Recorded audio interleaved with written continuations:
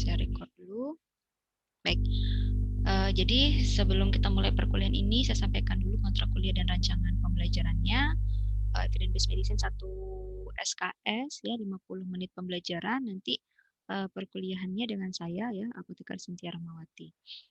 Baik, sambil saya admit temannya.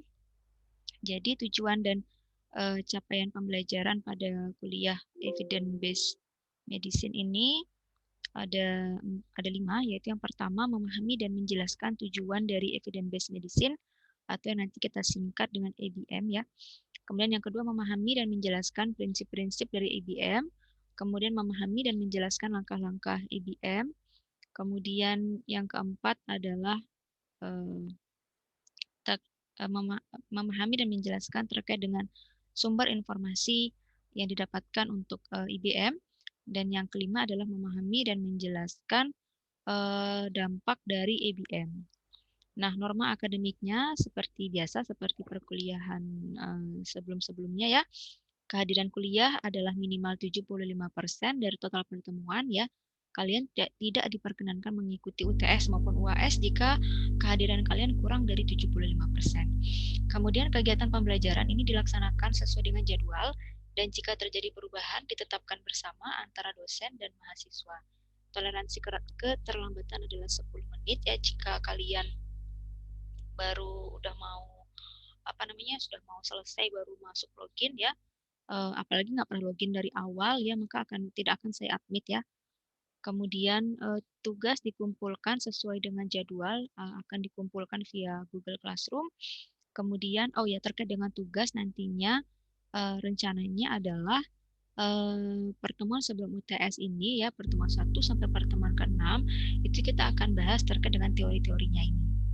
Nah, kemudian setelah UTS pertemuan ke-7 sampai ke-13, 7, 8, 9, 10, 11 ya.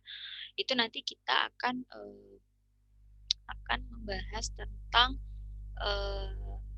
tugas ya. Jadi nanti kalian akan saya bagi kelompoknya, akan saya bagi 6 kelompok dan nanti masing-masing kelompok itu punya tugas untuk mereview jurnal gitu ya. Jurnal-jurnal itu apakah terkait dengan evidence based medicine-nya ya. Nanti kita akan praktikkan gitu ya. Dan nanti akan dipresentasikan masing-masing kelompok untuk tiap pertemuannya. Kemudian untuk yang tidak masuk kuliah karena sakit harus disertai dengan surat keterangan dokter dan alasan lainnya harus konfirmasi ke dosen sebelum perkuliahan. Kemudian berpakaian yang sopan dan rapi selama perkuliahan. Dan jika terjadi kecurangan akademik meliputi absensi, UTS UAS akan diberikan sanksi akademik yaitu nilai 0 sesuai dengan aturan dari universitas. Bobot penilaiannya seperti biasa UTS 30%, UAS 30%, tugas 20%, keaktifan 20%, sehingga nanti total akhirnya adalah 100%. Kemudian untuk kriteria penilaiannya ini agak berbeda dari semester-semester yang sebelumnya. Nilainya sekarang itu adalah A, A-, B+, B, B-, C+, C, D, dan E ya. Nilai E itu wajib mengulang, gagal ya. Nilai D itu kalau diusahakan untuk mengulang juga ya, karena nilai D itu ada jumlah minimumnya untuk kalian bisa lulus D3 farmasi ya. Ada nilai maksimumnya ya, nggak boleh banyak-banyak nilai D-nya. Kemudian untuk tata tertib kuliah daring ya. Kuliah daring akan dilakukan menggunakan aplikasi Zoom, Google Classroom, WA Group, atau Adlink, atau nanti mungkin Google Meet. Silakan dipersiapkan platform tersebut di laptop maupun ponsel Anda. Link atau ID akan diberikan sebelum perkuliahan, tapi insya Allah ID-nya akan tetap sama ya, kecuali mungkin nanti ketika kita mulai paparan secara kelompok ya. Kemudian pastikan login dengan menggunakan nama lengkap untuk memudahkan identifikasi mahasiswa ya, jangan menggunakan nama panggilan maupun nama-nama yang nama handphone ya. Kemudian yang keempat, mahasiswa harus hadir atau login ya sebelum jadwal dimulai persiapan ya, tidak ada toleransi keterlambatan. Maka pastikan sinyal internet dalam kondisi yang baik ya. Oh ya, terus juga ini kan Zoom-nya hanya 40 menit ya. Seperti biasa, kalau nanti 40 menit habis ya nanti kita login lagi dengan ID dan passcode yang sama. Kemudian absensi dilakukan sesuai dengan jadwal. Jika tidak hadir saat absensi dimulai maupun tidak mengikuti perkuliahan sampai selesai, maka dianggap tidak menghadiri perkuliahan atau alfa. Apalagi yang joinnya nggak join dari awal ya. Kalau misalkan di awal udah join tapi terus terputus tengah jalan kan masih oke lah gitu ya. Tapi kalau nggak pernah join dari awal, atau udah mau akhir baru join, itu tidak akan saya admit ya. Kemudian mahasiswa wajib standby selama perkuliahan, tidak diperkenankan meninggalkan laptop atau ponsel untuk keperluan lain. Kamera wajib diaktifkan dan akun Anda diatur dalam keadaan mute ya. Jadi audionya silahkan di mute dulu untuk mencegah interupsi suara dari luar. Apabila ingin bertanya secara langsung, gunakan fitur raise hand ya, angkat tangan di Zoom dan tunggu arahan agar diberikan kesempatan bertanya pada sesi tanya jawab. Untuk daftar pustaka yang bisa kalian baca ada versi Inggris, ada juga yang bahasa Indonesianya ya. Judulnya adalah Evidence-Based Medicine How to Practice and Teach EBM 5th Edition. Ada juga dari Indonesia Evidence-Based Medicine untuk farmasi ya. Silakan nanti kalian bisa baca-baca bukunya ya. Baik, terkait kontrak perkuliahan, apakah ada yang ingin ditanyakan?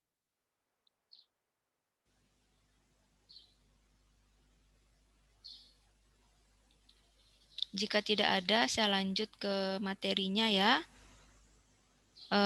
PJ-nya siapa?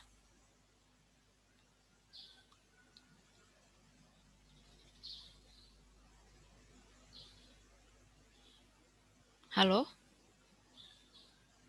PJ-nya siapa? Diana, Bu, PJ-nya. Oke, Bukan. siap. Oke. PJ-nya tolong diabsensikan temennya ya, minta tolong ya. Kalau ada yang tidak hadir, silahkan dicatat namanya yang tidak hadir ya. Siapa sih PJ-nya? PJ-nya tuh tadi saya WA nggak aktif nomornya. Jadi makanya saya share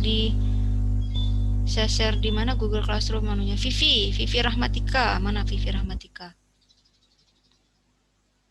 Belum adakah? Belum datangkah Vivi?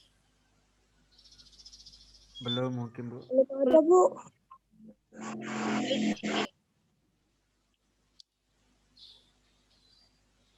Baik, saya mulai ya. Kasih tahu kalau screen-nya sudah muncul ya. Sudah, Bu.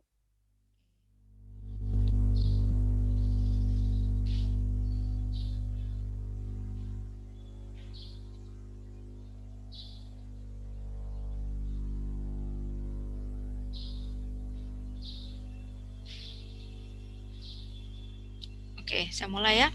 Jadi pertemuan pertama ini evidence-based medicine introduction ya, atau pengenalan evidence-based medicine ya, atau kalau bahasa Indonesianya pengobatan berbasis bukti.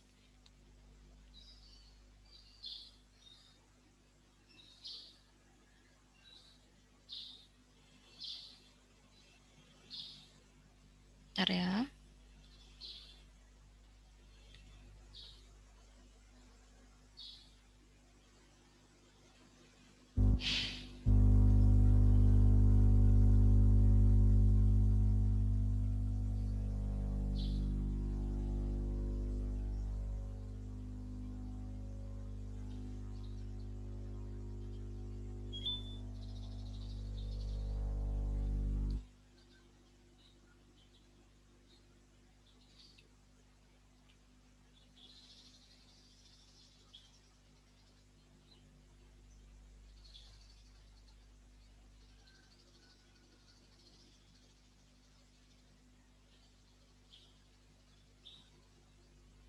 Oh, udah muncul ya ininya ya?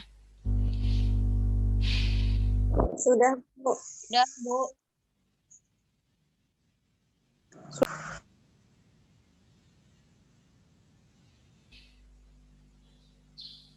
Oke.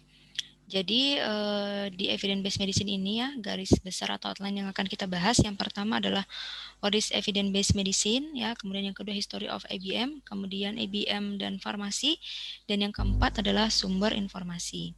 Nah, referensi yang bisa kalian baca tadi sudah saya sampaikan ya, ada dua, ada yang versi bahasa Inggris dan ada yang versi bahasa Indonesianya. Silakan kalian pilih kalian suka yang mana.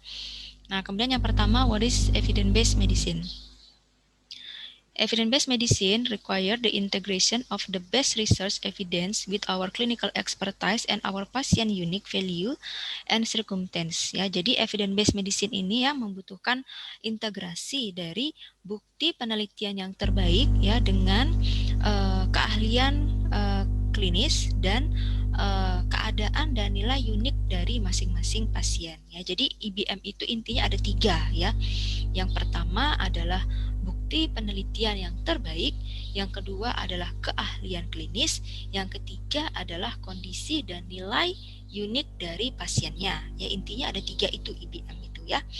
Dan ketika ketiga elemen tadi digabungkan, maka dokter dan pasien itu akan membentuk aliansi diagnostik dan terapeutik yang akan mengoptimalkan hasil klinisnya, yaitu morbiditas, angka kesakitan, mortalitas angka kematian, dan perbaikan gejalanya, serta dapat pengurangan biaya dan meningkatkan kualitas hidup dari si pasiennya ya. Kalau digambarkan IBM itu ya ketiga elemen tadi itu saling berkaitan ya. Best research evidence, clinical expertise dan patient values-nya. Jadi harus ketiganya ini harus ada ketika kita melakukan evidence based medicine ya. Kenapa? Karena harapannya ketika kita melakukan evidence based medicine ini ya nanti misalkan nih ada pasiennya ini dengan kondisi tertentu ya, maka kita mau tahu nih kira-kira dengan kondisi pasien yang seperti ini pilihan terapi yang terbaik untuk si pasiennya ini apa ya? Obat apa ya yang terbaik untuk pasiennya? Nah, untuk kita bisa menentukan terapi atau obat yang terbaik untuk si pasien ya, maka kita akan melakukan evidence based medicine dengan memperhatikan 3 elemen ini ya. Harapannya ya, kita bisa menekan angka kesakitannya, kita bisa menurunkan atau menghilangkan angka kematiannya dan bahkan bisa memperbaiki gejala.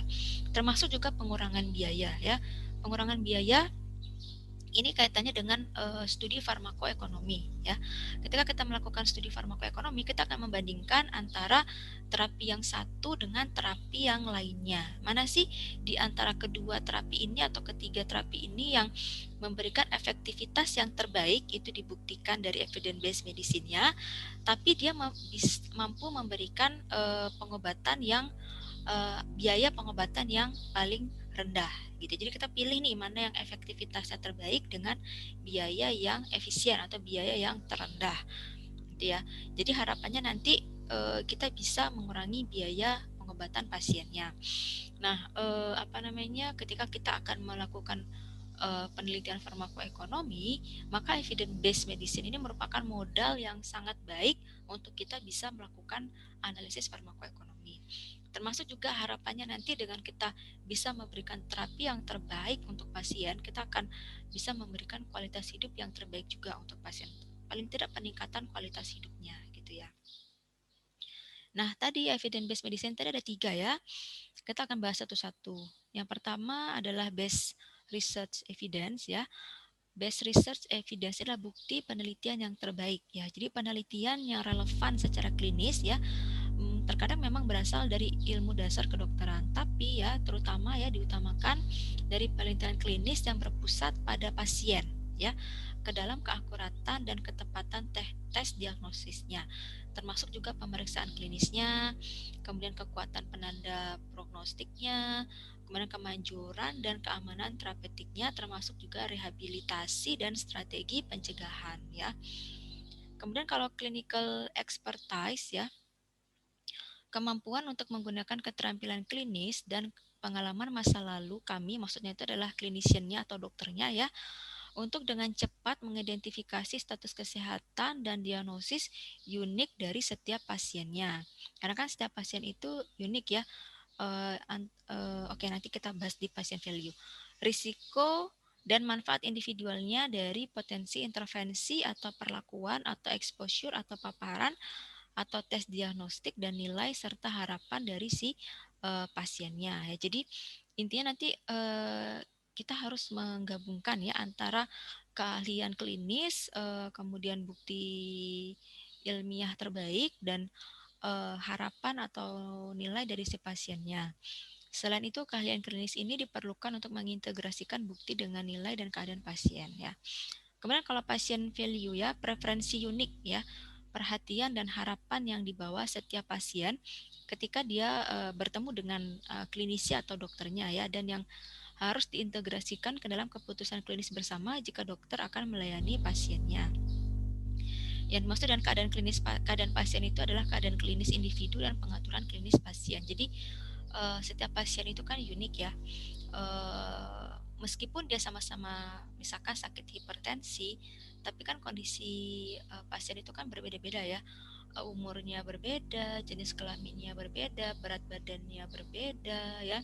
Kemudian mungkin dia juga mempunyai penyakit penyerta yang berbeda-beda, luas permukaan tubuhnya berbeda ya, stage hipertensinya juga berbeda-beda. Jadi harapannya itu adalah setiap pasien itu bisa diberikan evidence based medicine yang sendiri-sendiri gitu ya, yang sesuai dengan kebutuhannya gitu ya. Kemudian kita akan bahas sedikit tentang history of EBM ya, atau sejarah dari EBM ya. Pada tahun 1972 ada seorang profesor bernama Prof. Archie Cochran menyatakan hal yang kemudian dikenal sebagai pengobatan berbasis bukti atau EBM dalam bukunya yang berjudul Efektivitas dan Efisiensi Refleksi Random pada Pelayanan Kesehatan ya. Nah, konsep-konsep tersebut dikembangkan ya dari yang Prof. Cochran ini menjadi sebuah metodologi praktis pada akhir 80-an dan awal 90-an ya. Jadi masih tergolong lumayan baru ya IBM ini ya. Jadi dan sekarang ya, kalau kalian nanti ingin bekerja di klinis yang di rumah sakit gitu ya, maka kalian akan terpapar dengan yang namanya IBM. Nah, supaya nanti kalian nyambung ketika kalian ngobrol dengan apotekernya maupun dengan dokternya gitu ya, maka harapannya nanti kalian paham dengan IBM. Jadi ketika diajak ngobrol atau berdiskusi gitu ya terkait IBM, itu kalian bisa nyambung gitu ya. Nah, evidence based medicine dan farmasi. Apa sih katanya evidence based medicine dengan farmasi?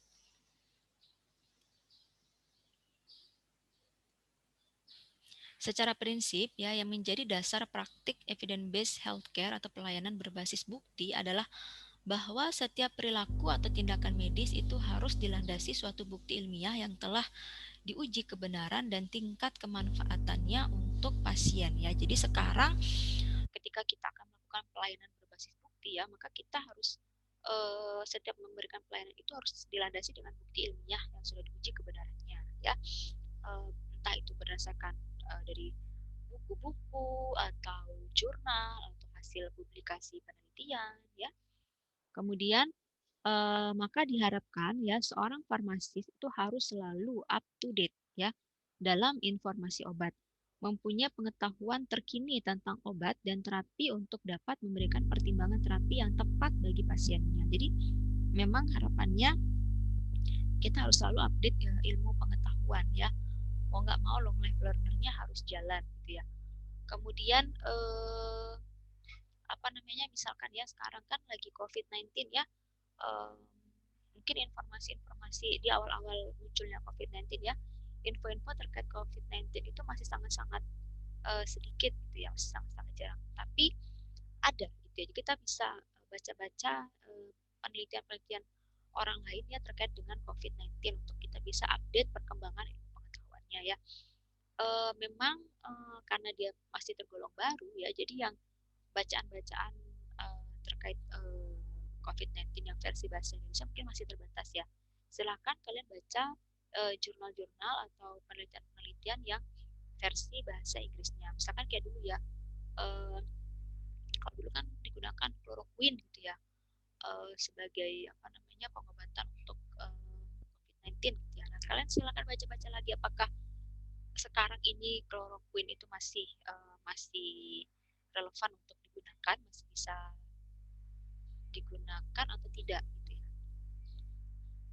Oke, kemudian misalkan kayak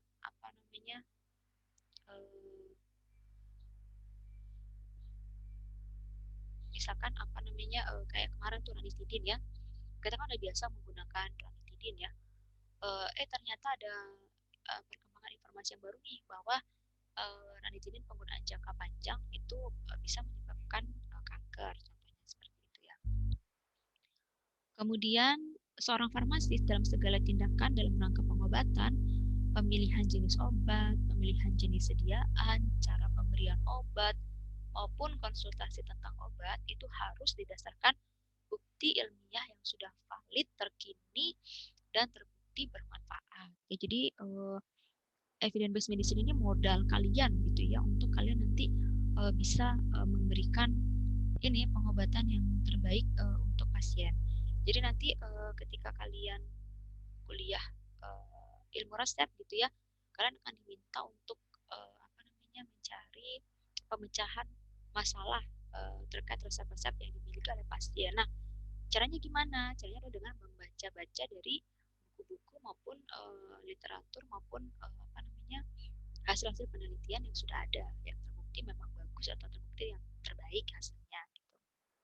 Nah, perkembangan ilmu farmasi menghendaki farmasis bersama-sama dengan dokter dan tenaga kesehatan lainnya bekerja sama untuk menyelesaikan permasalahan pasien, sehingga farmasis dituntut pengetahuannya dalam menggunakan evidence-based medicine dalam menyelesaikan kasus-kasus klinisnya berdasarkan pada pharmaceutical care. Jadi mau nggak mau ya, ketika kalian nanti bekerja di klinik maupun di rumah sakit, kalian harus belajar evidence-based medicine supaya nyambung ketika nanti berdiskusi dengan tenaga kesehatan lainnya ya. Memang kalau dulu paradigmanya adalah produk oriented atau drug oriented ya, tapi kalau sekarang sudah bergeser menjadi pasien oriented ya dengan melakukan pharmaceutical care ya. Jadi kita berfokus pada tidak hanya berfokus pada obat tapi juga berfokus pada pasien supaya kita bisa meningkatkan kualitas hidup si pasiennya. Nggak cuma pasien yang sembuh, harapannya juga bisa meningkatkan kualitas hidupnya. Nah, evidence-based medicine ini menggabungkan kemampuan farmasis dalam ilmu-ilmu farmakologi, farmakoterapi, patologi, dan ilmu pendukung lainnya. Penelitian-penelitian terbaru tentang terapi berdasarkan evidence atau bukti serta kondisi dan keadaan pasien. Saya rasa kalian sudah belajar farmakologi ya.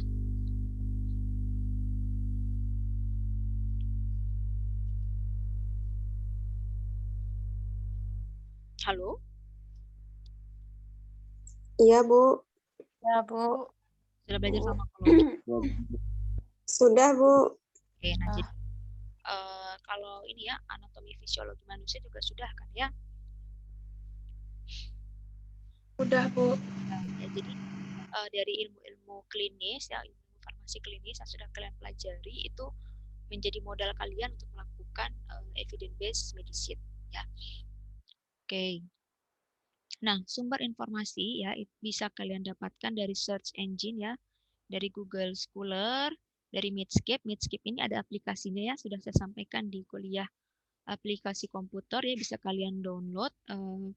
Ada info obat dengan dosisnya, kemudian bagaimana dengan ibu hamil, bagaimana dengan apa namanya anak-anak, geriatri dan sebagainya ya. Kemudian bisa juga lihat di websitenya omni.ac.uk, kemudian ada juga dari BMN. Nah, dan lain-lain ya, banyak yang bisa kalian cari. Kemudian untuk database, itu bisa dari NCBI, NLM.gov, bisa juga dari Cochrane Library ya. Jadi Prof. Cochrane tadi yang pertama mengumumkakan tentang IBM, yaitu ada websitenya ya, ada library-nya, ada perpustakaan ini, silahkan kalian download artikel-artikel banyak sekali di sana ya.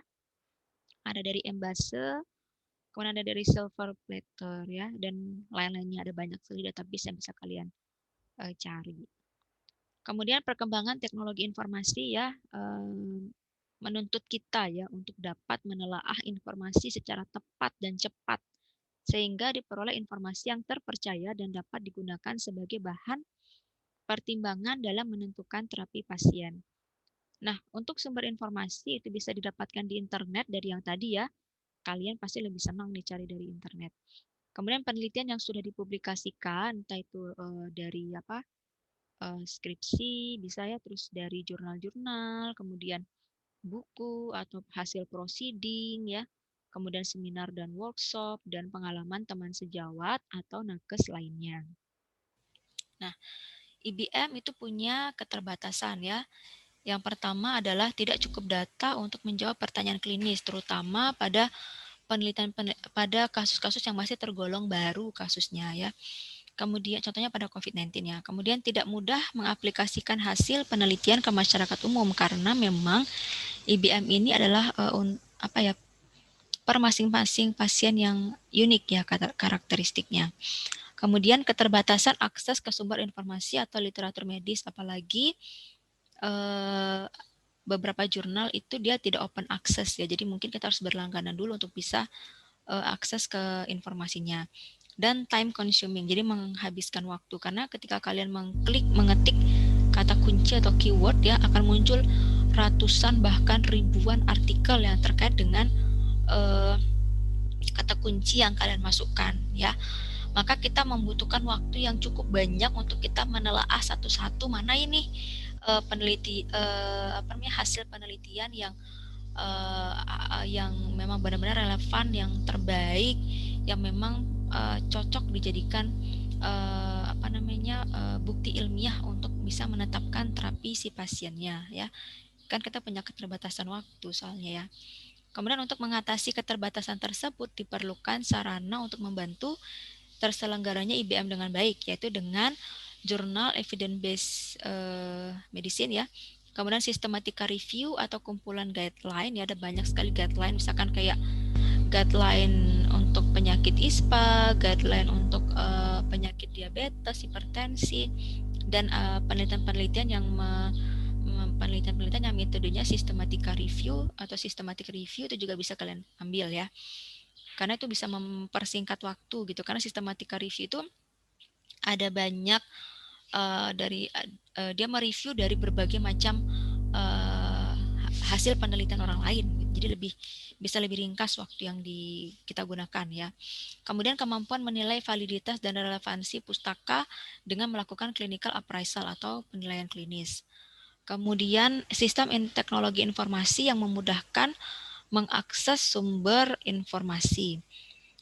Dan adanya kemauan kita sebagai long life learner dan semangat memperbaiki kondisi klinis si pasiennya. Baik, mungkin itu saja ya yang bisa saya sampaikan terkait dengan introduction of evidence-based medicine ya. Jika ada pertanyaan ya silahkan raise hand, mungkin ada yang belum jelas atau ada yang mau ditanyakan ya.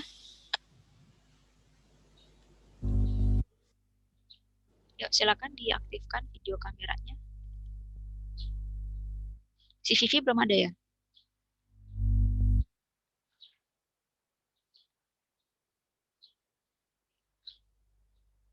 PJ-nya Vivi belum ada kah? Belum ada, Bu. Oke, kalau gitu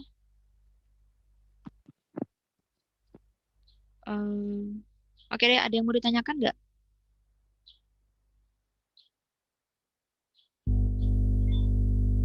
Ini kita masih ada waktu sekitar 10 menitan ya. 13 menitan. Sampai 9.50. Silakan jika ada yang ingin ditanyakan.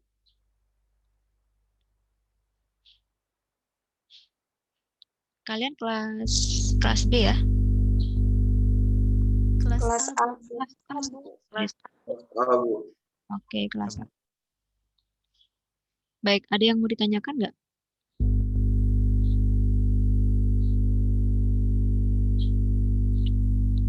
Jadi nanti kita habiskan ya pertemuan 1 sampai 6 ini terkait dengan teorinya. Nanti pertemuan setelah UTS itu kita akan bagi kelompok. Kita akan latihan melakukan evidence-based medicine ya. Jadi nanti ada jurnal yang akan saya kasih ke kalian, nanti kalian nilai ya jurnal tersebut gitu. Kita akan lebih banyak latihan ya, biar tidak dari teori-teori ini nanti kita praktekkan nanti di pertemuan setelah UTS ya.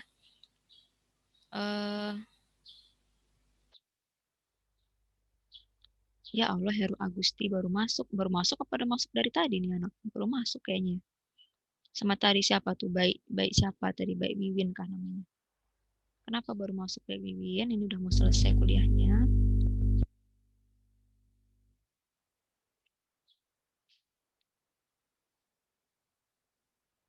Tidak ada yang mau ditanyakan kah? Apa sudah jelas?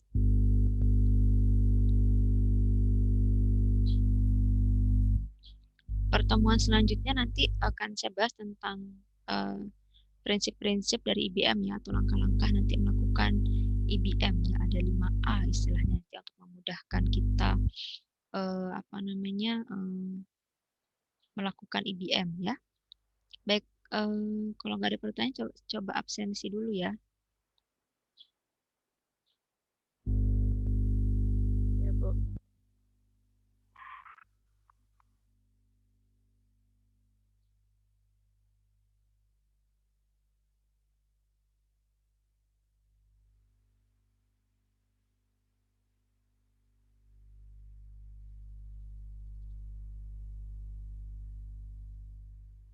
Kelas A ya.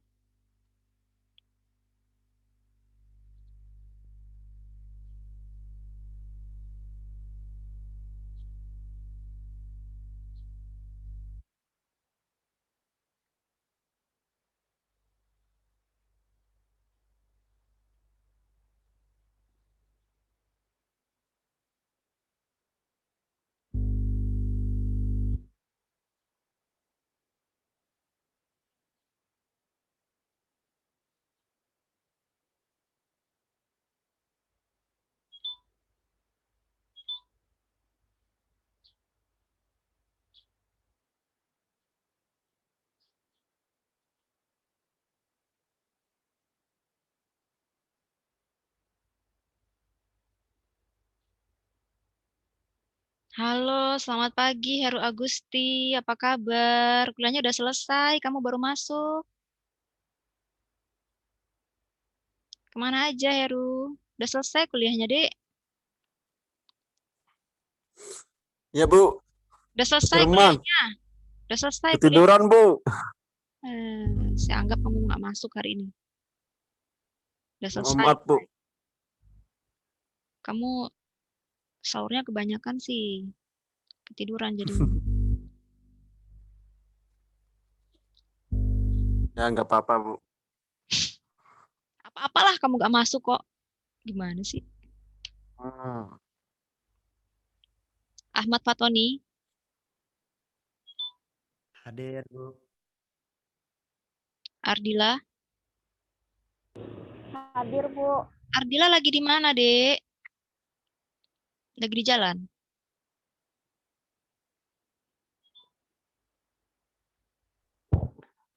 Di pinggir jalan, Bu. Azmi, Hadir, Bu. Baik Laila, Hadir, Bu. Mbak Wiwin, Hadir, Bu. Mbak Wiwin kenapa tadi terlambat? Baru ada sinyal. Tadi mati lampu. Rumahmu di mana? Di Sekotong. Oke, Desi ada? Ada, Bu. Dian Uswatun, Hadir, Bu. Diana Lestari, Hadir, Bu. Dwi Aryani Putri, Hadir, Bu. Elia, Hadir, Bu. Astu, Hadir, Bu. Vivi, Hanifah, Hadir, Bu. Heru Agusti. Saya anggap nggak hadir kamu, Heru. Hadir, Bu. Nggak ada. Saya anggap nggak hadir kamu hari ini. Lalu Muhammad Wahyu. Oke, Bu.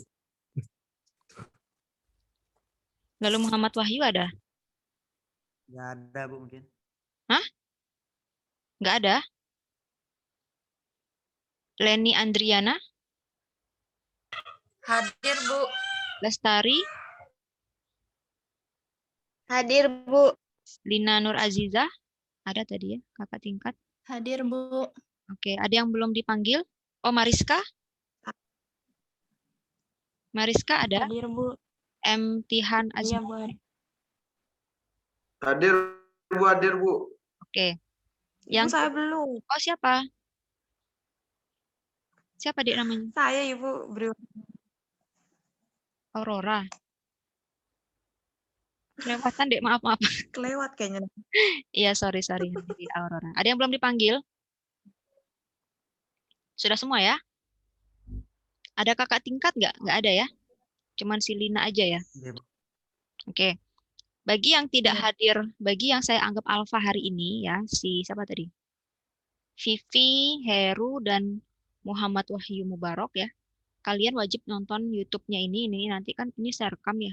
Nanti akan saya share di YouTube. Silakan kalian tonton di YouTube-nya, absensi di sana.